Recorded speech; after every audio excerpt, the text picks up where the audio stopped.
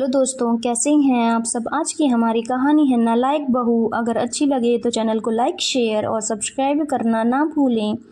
Radha ji kitchen में काम करते हुए सोच रही थी, पता नहीं रीना बहू अभी तक सोकर क्यों नहीं आई है। मैंने कल रात ही बता दिया था कि मेहमान सुबह जल्दी आ जाएंगे और बहू रानी अभी तक सोकर नहीं उठी है। क्या करूं, दोबारा जाकर कमरे में उठाती हूँ। राधा जी अपनी बहू रीना के कमरे के बाहर जाकर बोलती हैं, अरे रीना बहू, तुम अभी तक उठी नहीं, घर में मेहमान आने वाले हैं, मैं अकेली कितना काम कर लूँगी। राधा जी अपनी बहू रीना को आवाज़ देते हुए बोली, लेकिन रीना थी कि अनसुना करके सोती रही। तभी रीना के पास बैठा उसका पति सौरभ उससे बोला, रीना यह क्या तरीका है, माँ कब से तुम्हें आवाज़ लगा रही हैं, 10 बज चुके हैं, कम से कम अब तो उठ जाओ। आज सुमन को देखने लड़के वाले आ रहे हैं, चलो जल्दी उठो, कम से कम मम्मी की थोड़ी मदद ही करवा दो। अपने पति सौरभ की आवाज़ सुनकर रीना बड़बड़ाते हुए उठी। ओ गॉड सौरभ, तुम्हें तो पता है मैं रात 2 बजे सोई थी, फिर सुबह क्यों मुझे जल्दी जगा रहे हो। सौरभ चिल्लाकर बोला, 2 बजे कोई काम करके नहीं सोई थी तुम? रात को इतनी लेट तक मूवी देख रही थी और तुम्हें रात को ही मम्मी ने बता दिया था कि सुबह सुमन को देखने लड़के वाले आ रहे हैं, तो उठ क्यों नहीं रही हो तुम? मम्मी कब से अकेले काम में लगी पड़ी हैं, तुम्हें कुछ दिखाई नहीं देता क्या? कम से कम उनकी उम्र का ही लिहाज रखो। रीना चिढ़ते हुए बोली, ओ गॉड, क्या बात है, सुबह सुबह दोनों माँ बेटे बस चिल्लाना चालू कर देते हैं। कुछ काम तो है नहीं, अब तुम्हारी माँ से काम नहीं होता तो मैं क्या करूँ? तुम भी तो बैठे हो, जाओ खुद काम कर लो, मुझे सोने दो। इतना कहकर रीना दूसरी तरफ मुंह करके सो गई। अपनी पत्नी रीना की बात सुनकर सौरभ को बहुत गुस्सा तो आया और वह कमरे से उठकर बाहर आ गया और राधा जी से बोला, मम्मी बताओ क्या काम करवाना है, मैं करवा देता हूँ, मैं भी तो आपका बेटा हूँ। राधा जी बोली, अरे बेटा, बहू उठी नहीं क्या अभी तक? सौरभ लगभग चिल्लाते हुए बोला, अरे माँ, मैं बोल रहा हूँ ना, मैं भी तो आपका बेटा हूँ, मैं करवाता हूँ काम, बताओ क्या काम करना है, नहीं तो सुमन से बोल दो, वह कर देगी। सौरभ चिढ़ते हुए बोला, बेटा, सुमन तो तेरे पापा के साथ मंदिर गई है, तेरे पापा बोल रहे थे कि सारी बात तो फाइनल ही है, इसलिए आज सुमन को माता रानी का आशीर्वाद दिलवाने ले जा रहा हूँ मंदिर। राधा जी बोली, बेटा, सुमन तो घर का सारा काम करवा ही देती है, अगर सुमन घर में होती तो मैं रीना को क्यों कुछ कहती। सौरभ बोला, माँ आपने शुरू में रीना से तो काम करवाया नहीं, यह कहकर कि यह भी तो मेरी बेटी जैसी है, और अब वह आपके सिर पर चढ़कर नाच रही है, और माँ आपके ही नहीं मेरे सर पर भी चढ़कर नाच रही है। मुझे तो समझ में ही नहीं आता कि जब सुमन की शादी हो जाएगी तो यह घर कैसे चलेगा। अभी तक तो सुमन ने यह घर संभाल रखा था, आपकी कितनी हेल्प करती है सुमन, उसके जाने के बाद आपका और घर का क्या होगा, यह सोच सोच कर ही दिमाग फटता है। सौरभ लगातार बोले जा रहा था। बोलते बोलते वह राधा जी के साथ रसोई में आ गया और राधा जी की मदद करने लगा। थोड़ी देर बाद सुमन भी अपने पापा के साथ घर आ जाती है। बेचारी सुमन ने आते ही रसोई का काम संभाल लिया, तब जाकर बेचारी राधा जी को थोड़ी फुर्सत मिली। खैर 12 बजते ही लड़के वाले भी आ गए। सुमन और राधा जी ने ही लड़के वालों को चाय नाश्ता परोसा। यह देखकर लड़के की माँ ने कहा, अरे बहन जी, आप क्यों चाय नाश्ता सर्व कर रही हो, आप तो बैठिए यहाँ पर, आपकी बहू कहाँ है, वह और सुमन मिलकर कर लेंगे काम। राधा जी बेचारी कुछ नहीं बोली और सौरभ की तरफ देखकर मुस्कुरा दी। सौरभ समझ गया कि उसे रीना को बुलाकर लाना है। तभी सौरभ अपने कमरे में गया और देखा रीना तो अभी तक बिस्तर में ही थी। अभी तक सो रही हो, उठो, बाहर लड़के वाले भी आ गए हैं। सौरभ ने धीरे से रीना को झकझोरते हुए कहा, क्या है यार, सोने दो मुझे। रीना ने थोड़ी तेज आवाज़ में कहा। ये देखकर सौरभ ने उसे उठाना ठीक नहीं समझा और चुपचाप बाहर आ गया, क्योंकि अगर वो उसे उठाता तो रीना लड़ पड़ती और फिर बेवजह का तमाशा हो जाता। लेकिन बाहर तक तो आवाज़ आ ही चुकी थी। क्या हुआ, आपकी बहू की तबीयत ठीक नहीं है क्या?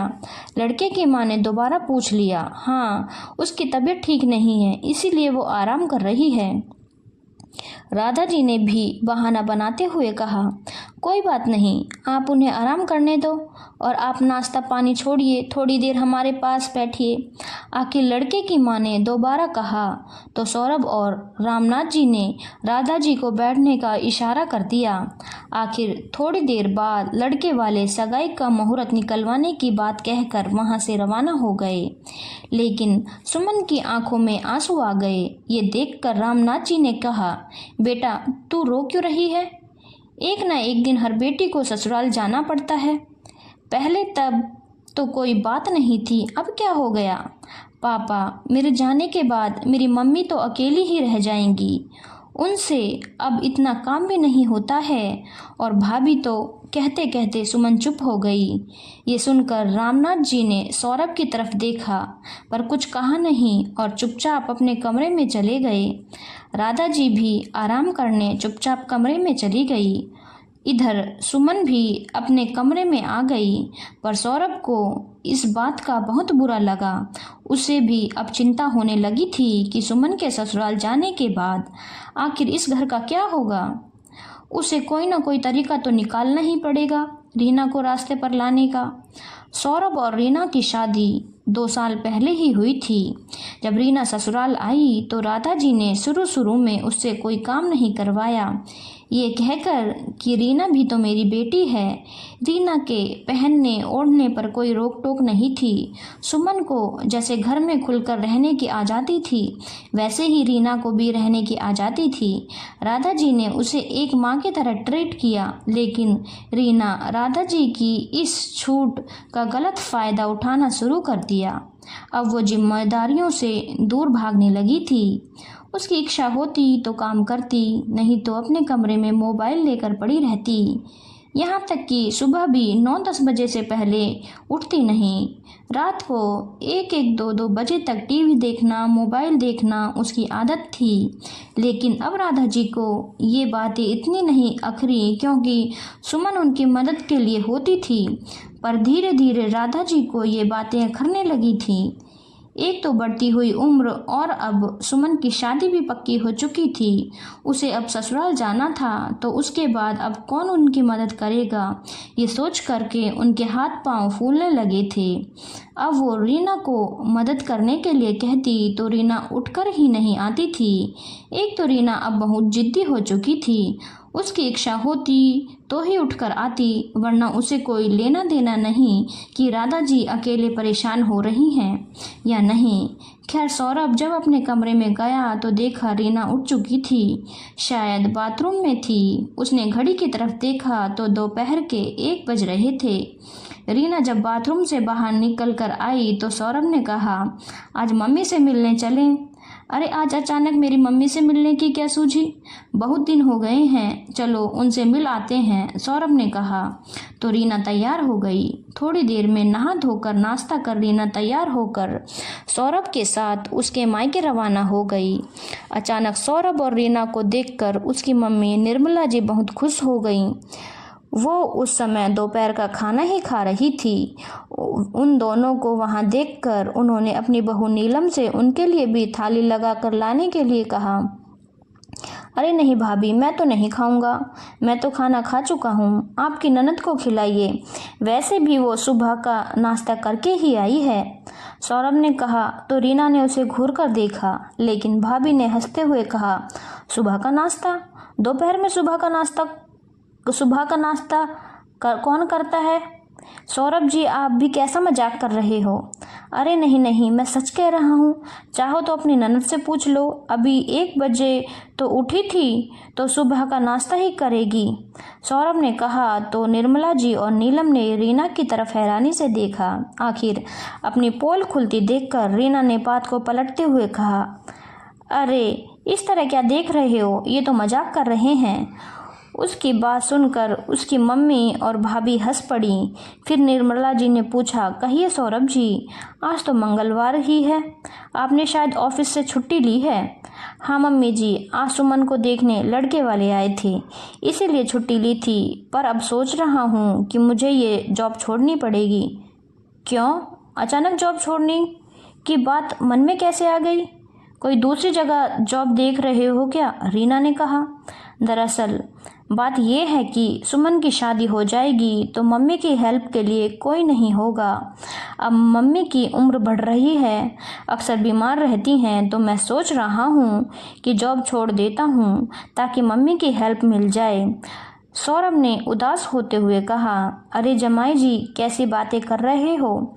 बहन की शादी होगी तो खर्चे बढ़ेंगे ही ना, कम कहाँ से होंगे? और आपके पापा अकेले कैसे सारा खर्चा वहन करेंगे? आपको तो उनके साथ मिलजुल कर कंधे से कंधा मिलाकर खर्च उठाना चाहिए।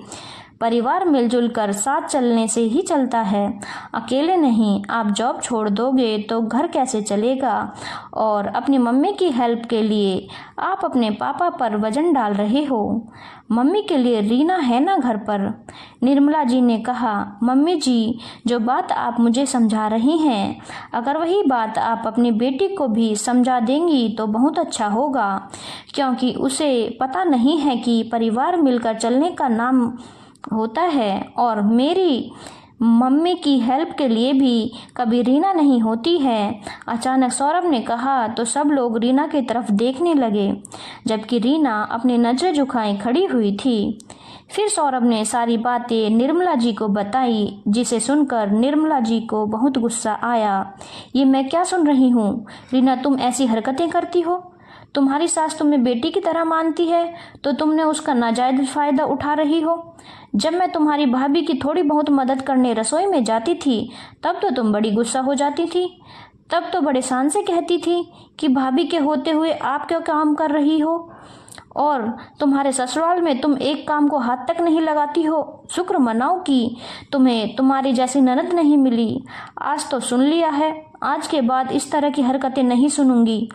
अपनी सास की छूट का नाजायज फायदा उठाना बंद करो, वरना इस घर के दरवाजे हमेशा के लिए तुम्हारे लिए बंद हो जाएंगे।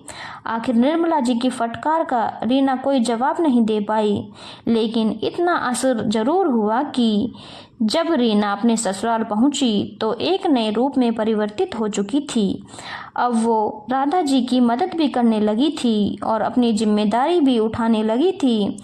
हालांकि गलतियां तो अभी भी करती थी, लेकिन अब वो गलतियां राधा जी को अखरती नहीं थी। हाँ, ये बात अलग है कि उसमें ये परिवर्तन क्यों हुआ, इस बारे में सौरभ ने कभी किसी को नहीं बताया। कुछ चीज़ें छुपा कर रखने से अगर फ़ायदा हो रहा है तो हर्ज ही क्या है। धन्यवाद दोस्तों। अगर आपको कहानी अच्छी लगी हो तो चैनल को लाइक, शेयर और सब्सक्राइब करना ना भूलें।